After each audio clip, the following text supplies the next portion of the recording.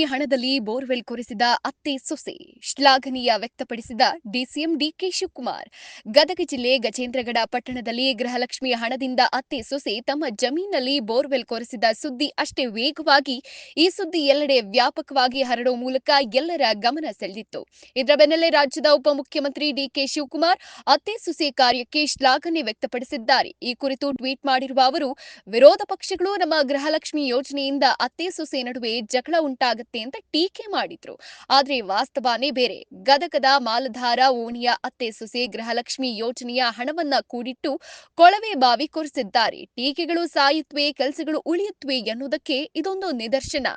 ನಮ್ಮ ದೃಢ ಸಂಕಲ್ಪ ಜನಪರ ಆಗಿದ್ದು ಗ್ಯಾರಂಟಿಗಳಿಂದ ಜನರಿಗೆ ಹೆಚ್ಚು ಅನುಕೂಲ ಆಗತ್ತೆ ಅನ್ನೋ ಸಾರ್ಥಕತೆ ಇದೆ ಅಂತ.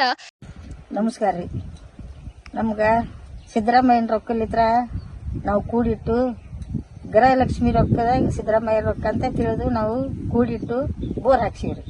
ನೀರು ಬಿದ್ದೈತಿ. ಅವ್ರ ಪುಣ್ಯ ನಮ್ಗ. ಗೃಹಲಕ್ಷ್ಮಿದು ಸಿದ್ದರಾಮಯ್ಯರು ಪುಣ್ಯ. ಸುಮ್ಮನೆ 4,000 ರೂಪಾಯಿದ್ದು ಬೋರ್ ಹಾಕ್ಸಿವ್ರಿ. 10,000 ರೂಪಾಯಿ ಮಗ ಹಾಕ್ಯಾರ್ರಿ. ನಾವು 44,000 ರೂಪಾಯಿ ನಮ್ದು ಅತ್ತಿ ಸೊಸಿದು.